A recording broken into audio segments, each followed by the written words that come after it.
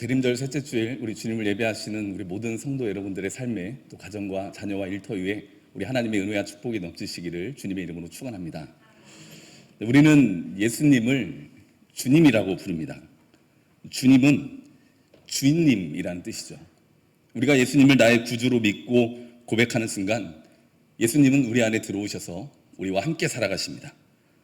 그때부터 우리 인생의 주인은 내가 아니라 우리 예수님이시죠. 예수님을 영접하는 순간부터 예수님은 우리 안에 거하시며 우리 인생의 주인이 되어주십니다.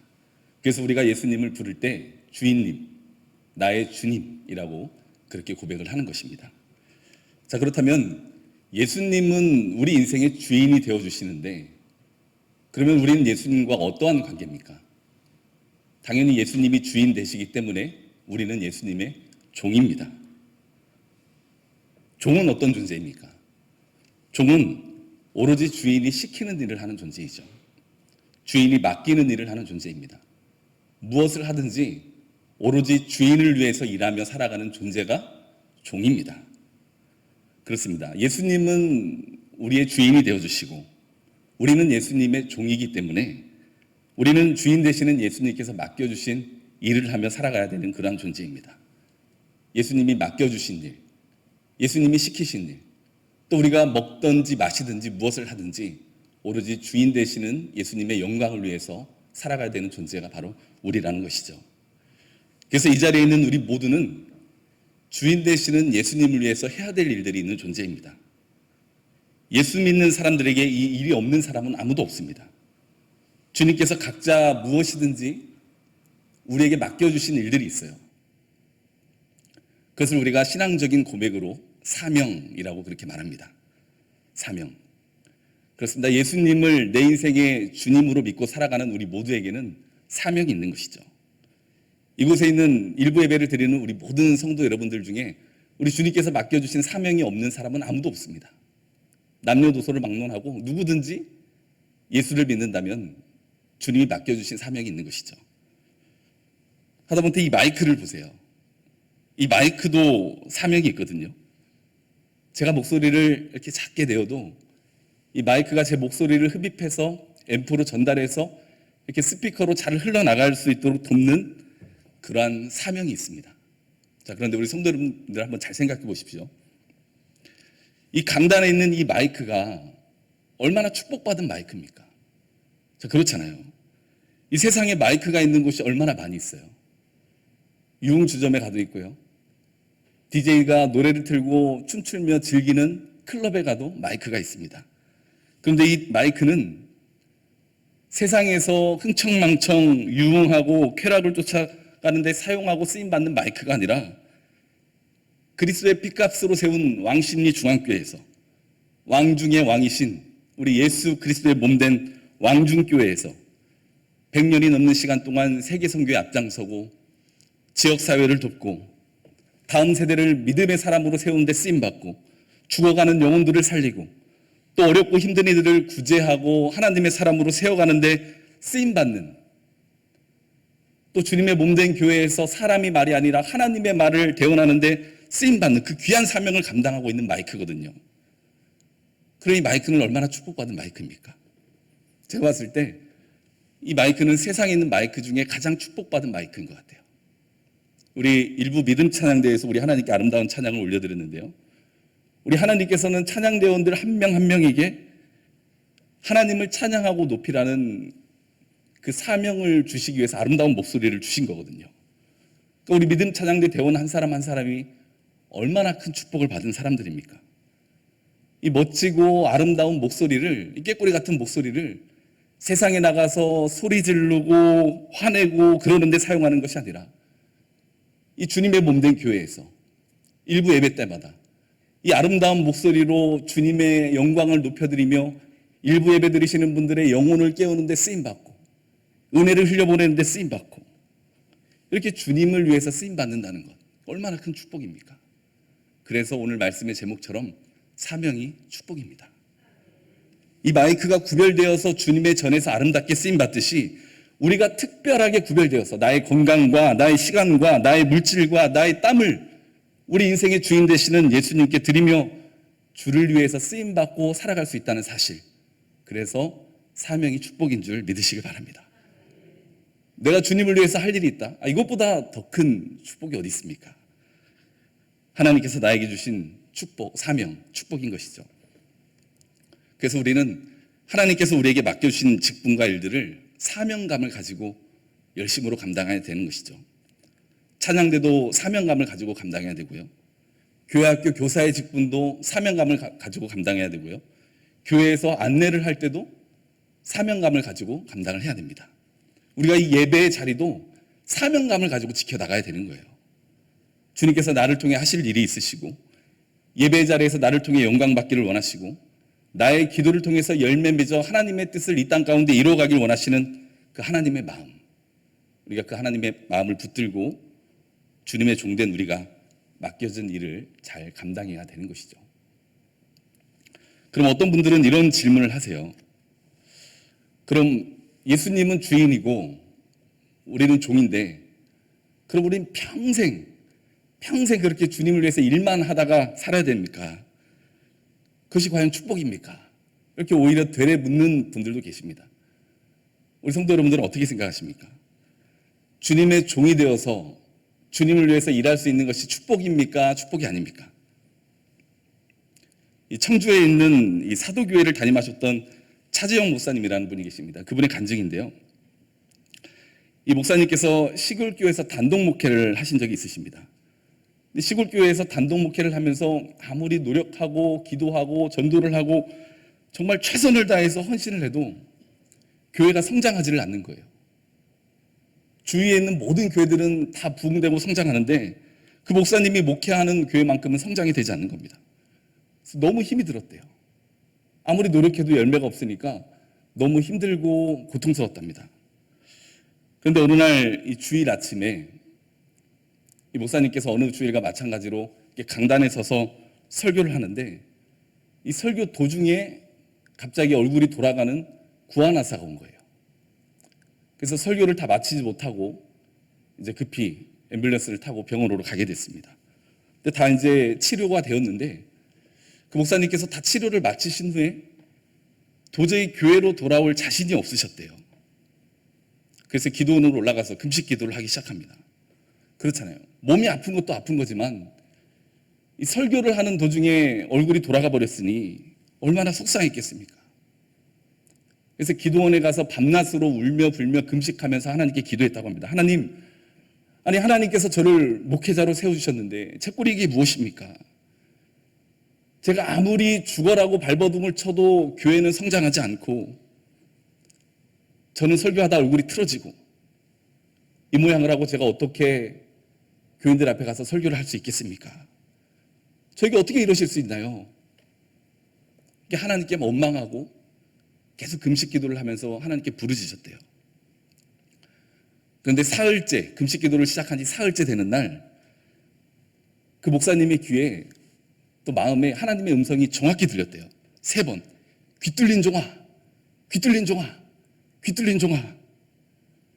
이 음성을 3번을 정확하게 들었대요. 근데 이 목사님이 이제 마음에 고민이 생기는 거예요. 이게 무슨 뜻일까? 내가 그냥 금식하다가 그냥 환청을 들었을까?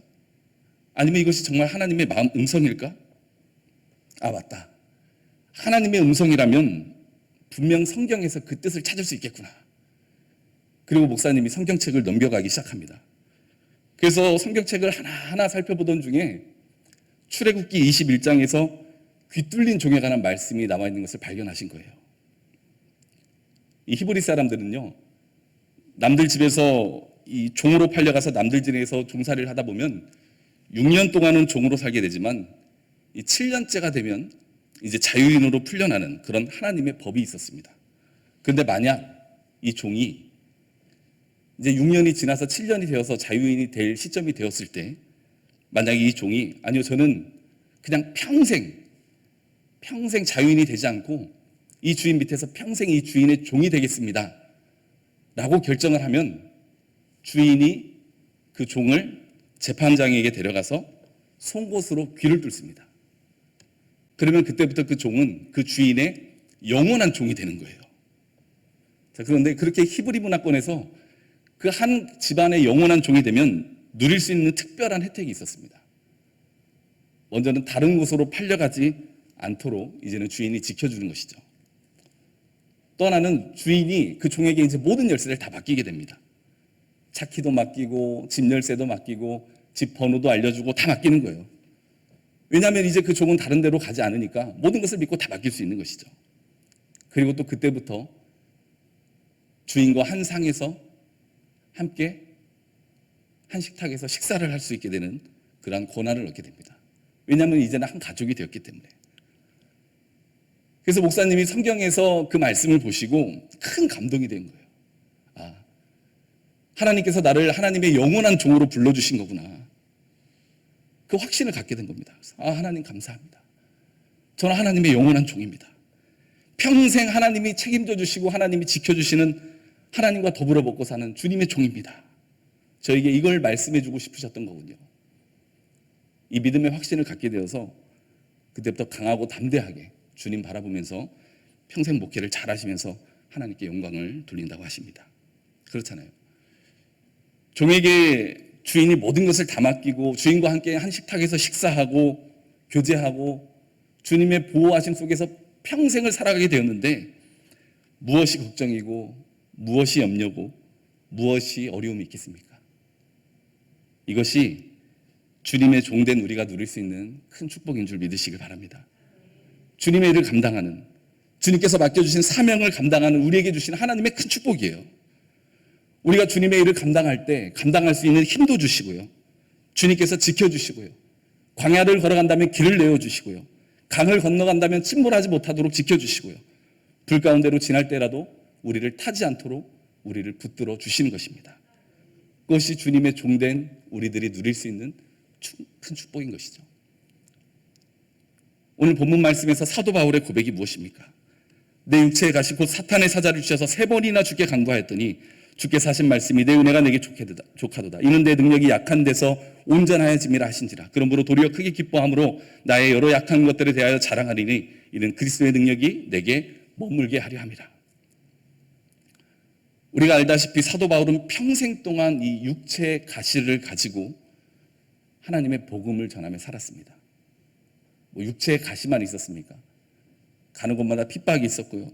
능욕이 있었고 궁핍이 있었고 공고가 있었고 멸시를 당하고 그런 어려움과 고통을 당했지만 내가 곧 기뻐하노니 이는 내가 약한 그때의 강함이라. 본인은 연약하지만 자신을 종으로 불러주신 주인 되시는 그 주님께서 맡겨주신 사명을 감당할 때 약함을 강함으로 채워주시고 사용해 주시는 그리스도의 능력, 그 능력을 고백하고 있는 것이죠. 이것이 사명이 축복인 이유입니다. 그렇습니다. 우리가 주님께서 맡겨주신 사명을 감당할 때 어려운 일이 있을 수도 있어요. 힘든 일이 있을 수도 있습니다. 이 죄악된 세상에서 하나님의 그 거룩하신 사명을 이루어가려고 할 때 때로는 고난도 찾아옵니다. 방해도 받고요. 또 때로는 오해도 받더라고요. 사람들로부터 시기도 받고요. 상처도 받아요. 감당할 수 없는 어려움이 찾아올 수도 있습니다. 그런데 분명한 것은 오늘 말씀처럼 하나님은 그 약함을 강함으로 채우셔서 나의 연약함을 통해 하나님의 능력을 드러내시고 하나님의 영광을 나타내시는 줄 믿으시길 바랍니다. 그래서 우리가 사명을 붙들고 살아가면 하나님께서 우리를 끝까지 책임져 주시는 축복을 누릴 수 있는 겁니다. 저는 잘 못합니다. 저는 힘도 없습니다. 연약해요. 할 줄 아는 것도 없어요. 상처받았거든요. 아닙니다. 나에게 맡겨주신 사명 붙들고 살아가면 연약해도 부족해도 상처가 있어도 하나님께서 맡겨주신 사명 붙들고 살아가면 나의 연약함을 아시는 주님께서 나의 약함을 강함으로 채워주시고 건강도 주시고 시간도 주시고 물질도 주시고 상처받은 마음도 기쁨으로 회복시켜 주시고 주님의 강함을 나타내어 주시는 것입니다. 그래서 우리가 잘 아는 아프리카 선교사 리빙스턴의 고백이 있지 않습니까? 사명자는 죽지 않는다. 사명자는 죽지 않는다. 우리가 사명을 붙들고 살아가는 한 우리의 약함이 주님의 능력을 나타내는 또 하나님의 영광을 드러내는데 쓰임받게 되는 것이죠. 그래서 우리 성도 여러분, 사명이 축복입니다. 우리가 주님의 일을 감당할 때 주님이 도와주시고 주님이 나와 함께 하시고 주님이 나를 살려주시고 주님께서 나의 약함을 강함으로 채워주시는 그 복된 은혜를 우리가 누리며 살아갈 수 있는 것이죠. 주님께서 맡겨주신 각자의 사명, 직분, 또 예배의 자리, 기도, 모든 사명을 잘 감당하셔서 약함을 강함으로 채우시는 그 하나님의 능력과 축복을 풍성히 누리시는 우리 모든 왕중 성도 여러분들 다 되시기를 주님의 이름으로 축원합니다. 또 하나 우리가 주님의 사명을 감당할 때 받게 되는 축복이 있는데요. 바로 복의 근원이 되게 하시는 것입니다. 이 사도행전 27장의 말씀을 보면 사도 바울이 탄 배가 이렇게 로마로 가다가 그 배가 유라굴로라고 하는 강풍을 만나게 되지 않습니까? 그런데 하나님께서 그 사도 바울이 사명자 사도 바울을 그 풍랑 속에서 건져주시는데요. 사도 바울만 꼭 집어서 골라 건져주신 것이 아니라 그 배에 타고 있던 모든 사람들을 다 같이 살려주십니다. 왜 그랬겠습니까? 하나님께서는 그 주님의 일을 감당하는 사도 바울을 살려야 되니까 그 배에 타고 있는 모든 사람들도 함께 살려주신 거예요. 성경에는 이러한 장면들을 볼 수 있는 그 하나님의 말씀들이 많이 있죠.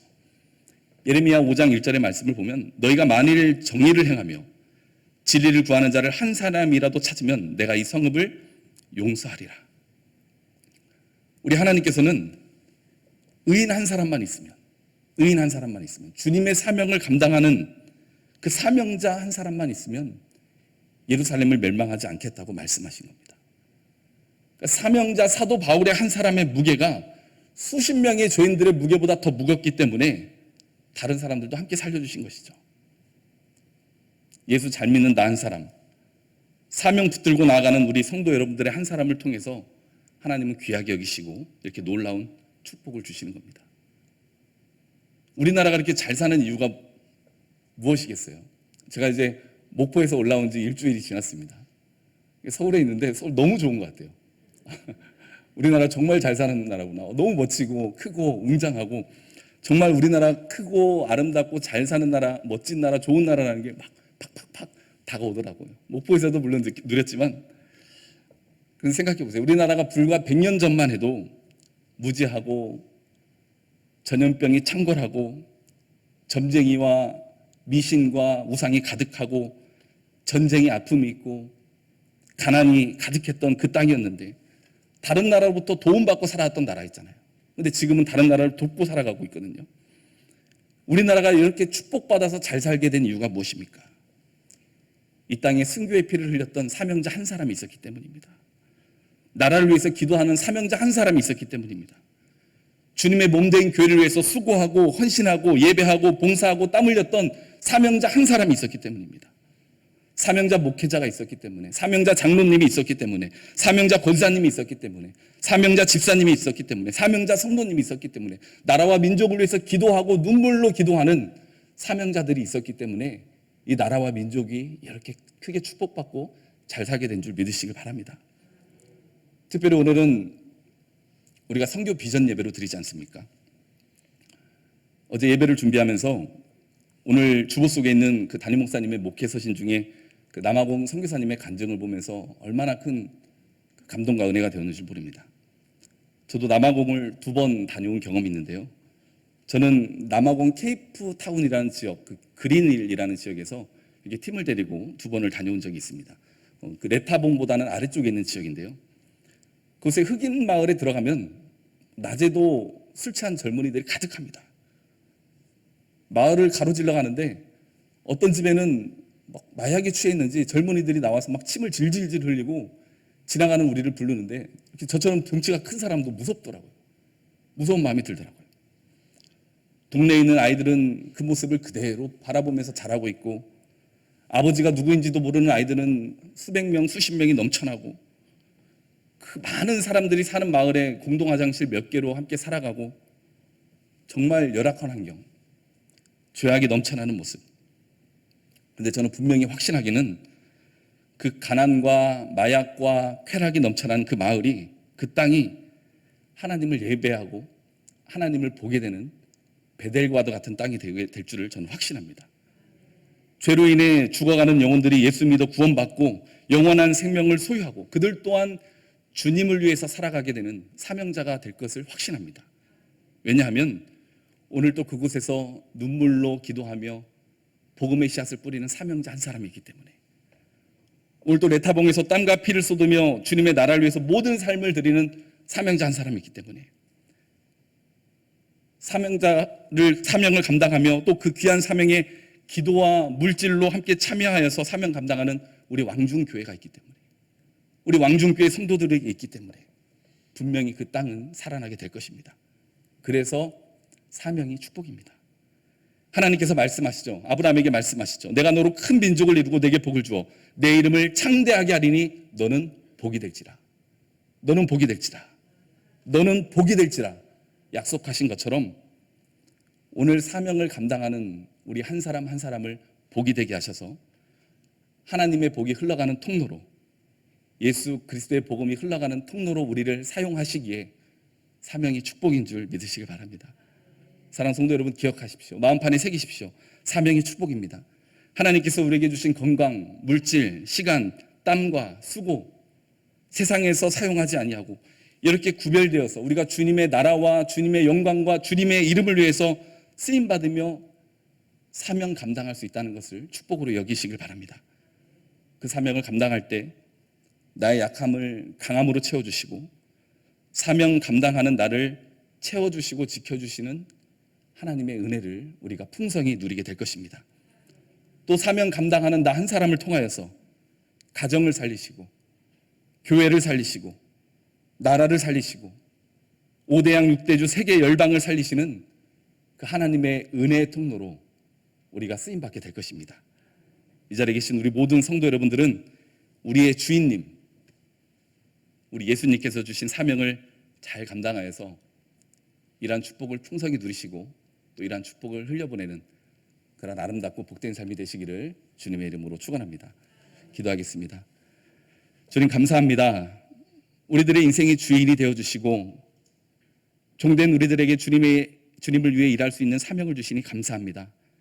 우리가 연약할지라도 우리에게 주신 직분, 사명, 믿음으로 감당케 하여 주시옵소서. 또한 사명 감당할 때 나의 연약함을 강함으로 채우시고 사명 감당하는 나를 통해 가정을 살리시고 교회를 살리시고 나라를 살리시고 죽어가는 영혼을 살리는데 쓰임받는 축복의 통로, 복의 근원으로 살아가게 되는 은혜를 풍성히 누리게 하여 주시옵소서. 우리들에게 귀한 사명 주심에 감사드리오며 우리의 구세주요 주인 되시는 예수 그리스도의 이름으로 기도합니다. 아멘.